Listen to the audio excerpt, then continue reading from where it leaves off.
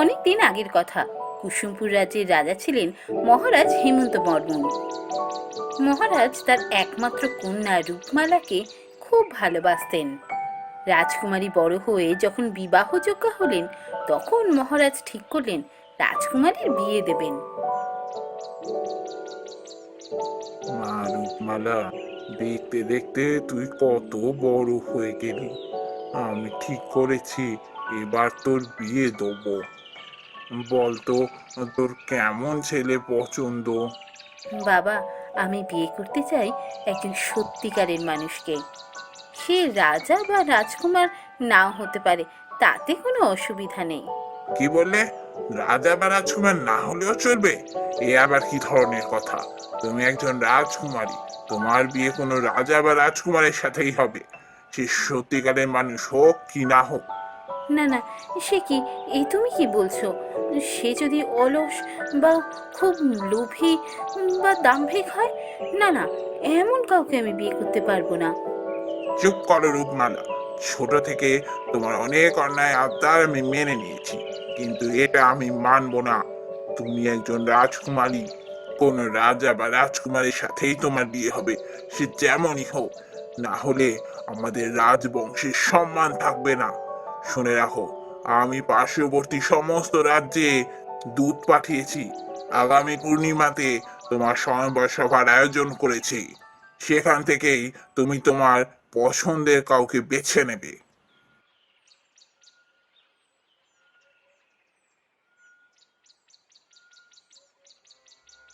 বাবার যে কি হয়েছে, আমার কথা শুনলই না।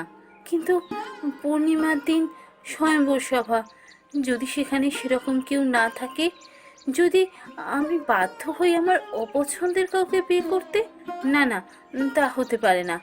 আমি বিয়ে করব কোনো সত্যিকারের মানুষকে, যে সৎ হবে, কর্মঠ হবে, যার মধ্যে লোভ হিংসা এসব কিচ্ছু থাকবে না।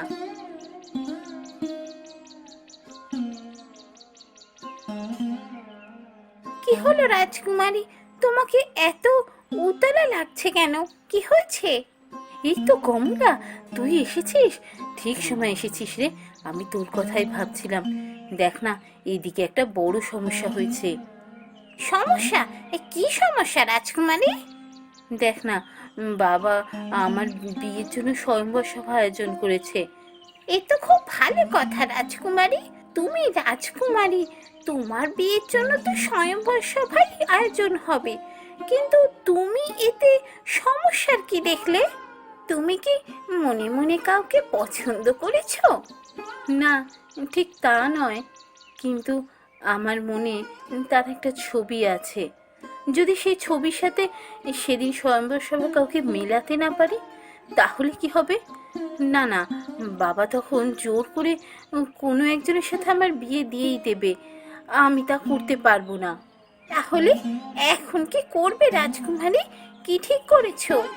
সেটাই তো বুঝতে পারছি না, কি যে করি না।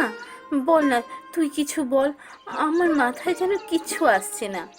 রাজকুমারী, আমার মাথায় একটা বুদ্ধি আছে, কিন্তু তুমি সেটা করতে পারবে? এরকম হেয়ালি করিস না, বল তো কি বুদ্ধি এসেছে মাথায়। শোনো রাজকুমারী, যদি তুমি স্বয়ংবর সভার দিন না থাকতে চাও, তার একটাই পথ আছে। তুমি রাজ্য ছেড়ে পালিয়ে যাও, ছদ্মবেশে কোথাও চলে যাও। ঠিক বলেছিস, আমি পালিয়েই যাব। আমি রাজ্য ছেড়ে কোথাও পালিয়ে যাব। তারপর আমি খুঁজবো আমার সেই ছবির মানুষটাকে। যেদিন খুঁজে পাবো, সেদিন তাকে নিয়ে আমি রাজ্যে ফিরে আসবো। সেই দিন রাতে রাজকুমারী রূপমালা গ্রামের এক সাধারণ মেয়ের ছদ্মবেশে রাজ্য ছেড়ে চলে গেল।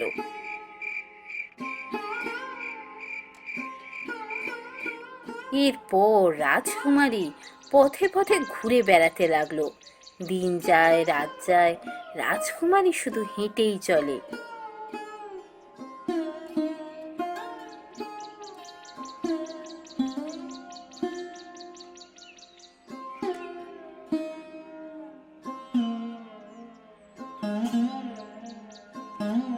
এইভাবে কিছুদিন চলার পর রাজকুমারী একদিন খুব অসুস্থ হয়ে পড়ল। সে এক গ্রামবাসীর বাড়ির সামনে অজ্ঞান হয়ে পড়ে গেল।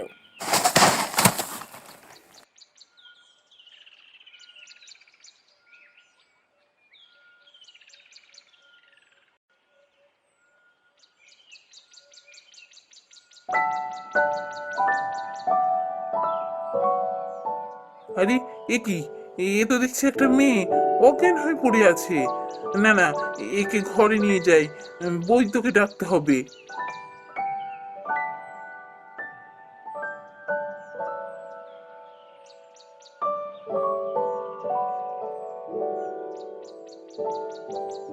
না না, ভয়ের কিছু নেই। আসলে মনে হচ্ছে বেশ কিছুদিন ধরে ঠিকঠাক খাওয়া দাওয়া করিনি, সেই জন্যই এরকম অজ্ঞান হয়ে পড়েছে। গায়ে ভালো জ্বরও আছে, আমি ওষুধ দিয়ে যাচ্ছি, ভয়ের কিছু নেই।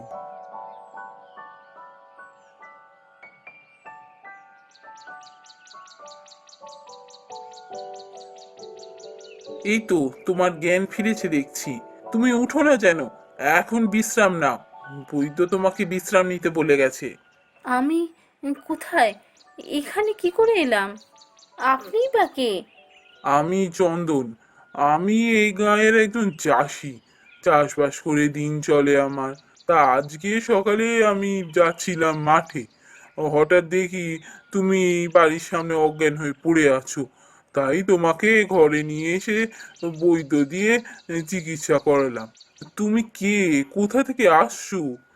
না না, একে সত্যি কথা তো বলা যাবেই না।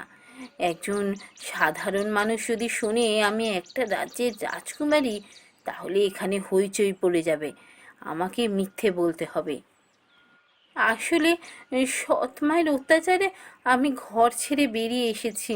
কোথায় যাব, কি করব কিছু জানি না, তাই পথে পথে ঘুরে বেড়াচ্ছিলাম। বুঝতে পেরেছি তোমার খুব কষ্ট, কিন্তু তুমি এখন কোথায় যাবে কিছুই তো জানো না। একটা কাজ করতে পারো, আমার এই সামনে যে জমিটুকু আছে ওখানে তোমায় একটা কুঁড়ে ঘর বানিয়ে দিচ্ছি, ওখানেই তুমি থাকো।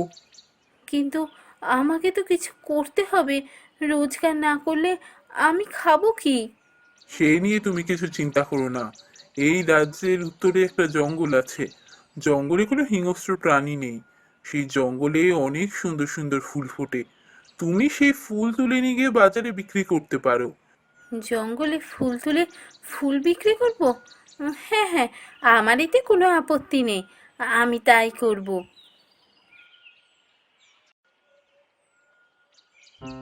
এরপর থেকে রূপমালা চন্দনের কথা মতোই জঙ্গল থেকে ফুল তুলে এনে সেই ফুল বাজারে বিক্রি করে দিন কাটাতে থাকে।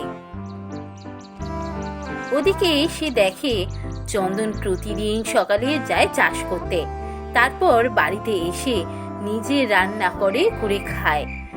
চন্দনকে কঠোর পরিশ্রম করতে দেখে রাজকুমারী রূপমালার খুব ভালো লাগে। চন্দনকে আমার বেশ ভালো লেগেছে। ও কঠোর পরিশ্রমী, তার সাথে ও সৎ ছেলে। কিন্তু ও লোভী কি লোভী নয় তার প্রমাণ এখনো আমি পাইনি। ঠিক আছে, আজ রাতেই ওর পরীক্ষা হবে।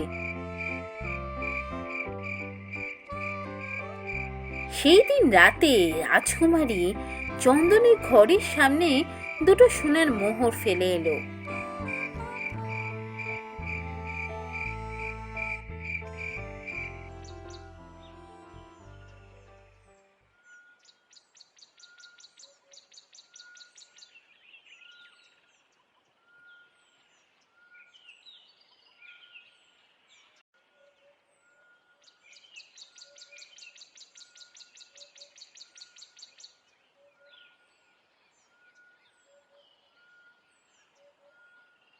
আরে, অনেকক্ষণ সকাল হয়ে গেছে, চন্দন তো এতক্ষণেই ঘুম থেকে উঠে পড়েছে। যাই, গিয়ে দেখি ও ঘরের দরজা খুলে মোহরগুলো নিয়েছে কিনা।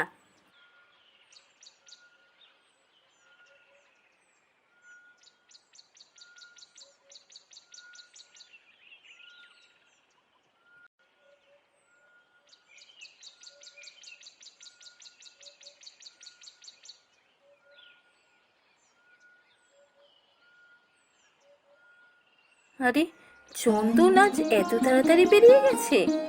সোনার মোহরগুলো তো সামনেই রয়েছে, তার মানে ওর মনে লোভ নেই। লোভ থাকলে মোহরগুলো ঠিক নিয়ে যেত। আমি এতদিন ধরে যাকে খুঁজছি তাকে পেয়ে গেছি। আজ আর আমি জঙ্গলে যাব না, আমি এখানেই বসে থাকি। চন্দন এলে ওকে আমি নিজের পরিচয় দেব, তারপর ওকে নিয়ে আমি রাজ্যে ফিরে যাব।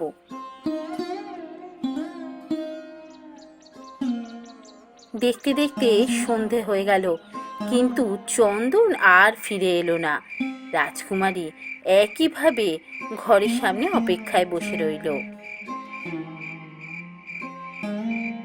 চন্দন এখনো ফিরলো না।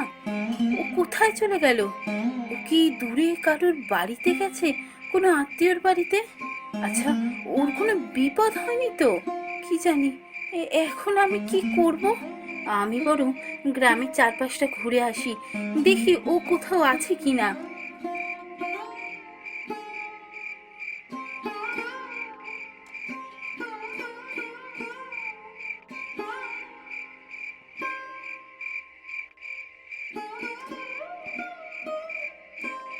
কিন্তু সারা গ্রাম ঘুরেও রাজকুমারী রূপমালা চন্দনকে কোথাও খুঁজে পেল না।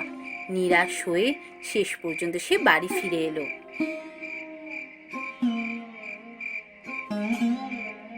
জানি না চন্দন কোথায় চলে গেছে, কিন্তু আমি এখানেই থাকবো।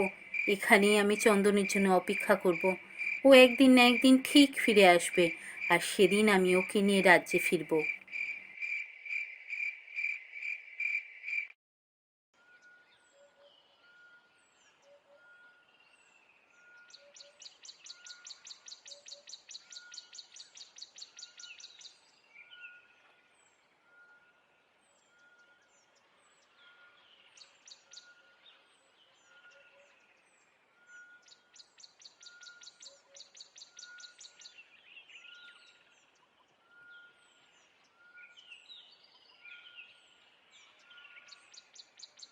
রূপমালা, রূপমালা, রাজকুমারী রূপমালা, কোথায় আছো? বেরিয়ে এসো। এই তো চন্দনের গলা। চন্দন ফিরে এসেছে, কিন্তু রাজকুমারী বলে ডাকলো মনে হলো।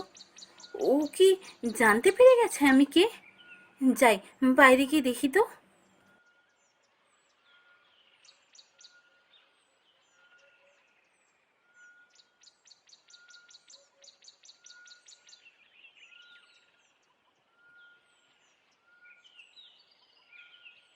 চন্দন, তুমি রাজার বেশে? কে তুমি? রাজকুমারী রূপমালা, আমি রক্তিমপুর রাজ্যের রাজা মহারাজ চন্দন সেন। কিন্তু তুমি এখানে চাষি হয়েছিলে, আমি তো কিছুই বুঝতে পারছি না। আর তুমি জানলেই বা কি করে যে আমি রাজকুমারী? রাজ্যাভিষেকের আগে আমি চেয়েছিলাম রাজ্যের মানুষকে ভালোভাবে জানতে, তাদের মতো করে বেঁচে আমি তাদের সমস্যাগুলোকে বুঝতে চেয়েছিলাম। তাই এই গ্রামে এসে ছদ্মবেশে আমি চাষির জীবন কাটাচ্ছিলাম। হঠাৎ একদিন আমি তোমাকে দেখতে পাই। তোমাকে আমি প্রথম থেকেই চিনতাম, তাই তোমাকে বলেছিলাম এখানে কুটির করে থাকতে। তারপর দূত মারফত আমি জানতে পারি যে তুমি রাজ্য ছেড়ে পালিয়ে গেছো স্বয়ম্বর সভায় থাকবে না বলে। তোমার মনের কথাও জানতে পারি তোমার সইয়ের কাছ থেকে। এখানে এতদিন ধরে আমার অপেক্ষায় থাকাতে এটাও বুঝেছি যে তুমি আমাকেই পছন্দ করেছো। চলো রাজকুমারী, এবার রাজ্যে ফিরে চলো। দেখ মা, এভাবে কি রাজ্য ছেড়ে কেউ পালিয়ে আসে? স্বয়ম্বর সভাতে যে তুই তোর পছন্দের কাউকে পাবি না, এটা কেন ধরে নিলি? ওকেও তো আমি স্বয়ম্বর সভাতে আমন্ত্রণ করেছিলাম, ও তো আসতো। স্বয়ম্বর সভাতে দেখলে হয়তো পছন্দ করতাম না, এখানে এসে সাধারণ মানুষ হিসাবে দেখেছি বলেই হয়তো পছন্দ করেছি। যা হয় ভালোর জন্যই হয়। ঠিক আছে, ঠিক আছে, এবার সবাই সবার রাজ্যে ফিরে চলো। খুব শিগগিরই এই তোমাদের দুজনের বিয়ের ব্যবস্থা করছি। আমি ধুমধাম করে আমার মেয়ের বিয়ে দেবো।